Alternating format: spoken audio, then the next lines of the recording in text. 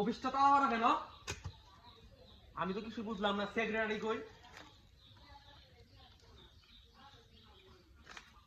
আমার সেক্রেটারি এক number বেদক, phone ধরে না, মাথা গরম হয়ে গেছে।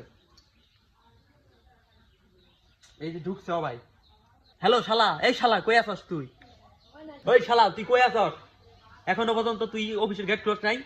এখনো পর্যন্ত মুরগি তো আয় ঘুরে যাবো গা। স্যার আমি তো আঁকতে গেছিলাম লেফটিনে আসতাছি আল্লাহ দেরি হবই। তাড়াতাড়ি ছাতা ওরা এখনো বলা আছে। স্যার আমার চাকরি রাখা না আল্লাহ দেরি হয়েছে গো। স্যার আমি খুলে দিয়ে যাচ্ছি। তোর চাকরি খাবো না কি করবো? তুই এখনো স্যার পর্যন্ত স্যার খোলাস গো নাই? মাফ করে দিন। তাড়াতাড়ি খোল। অফিস খুলতে এত সময় লাগে, আসতে এত সময় লাগে, 2 মিনিটের আগা লাগে। আরে তুই ভিতরে যাস কেন? তুই পিছনে কেন? আর কোন মুরগি ঠুরগি এলে বাড়াই দিস।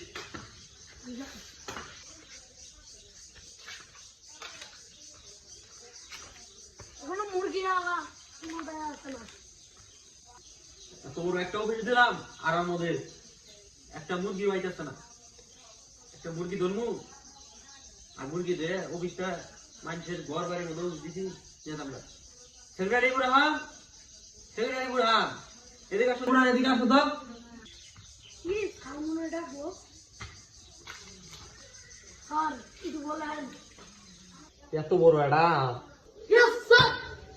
শোনো, মানুষের জালিয়াতি করে এত বড় একটা নোটিশ, এত বড় একটা অফিস দিলাম জালিয়াতি করে, পেপারের মধ্যে ছবি দিলাম যে মানুষের চাকরি দিমু, হ্যান দিমু, ফ্যান দিমু, আর মধ্যে অফিসটা দিলাম। এখনো পর্যন্ত একটা মানুষ আইতেছে না, চাকরি নিবে আইতেছে না, কিছু বুঝলাম না। মুরগিও তারা আইতেছি না।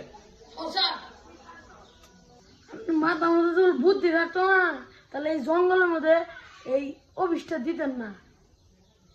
এত টাকা ভাড়া দিয়ে এত বড় অফিসটা দিলেন, আমার তো বিভাগ থাকতে আরাম মধ্যে দিতেন না। কি বলছো সেক্রেটারি?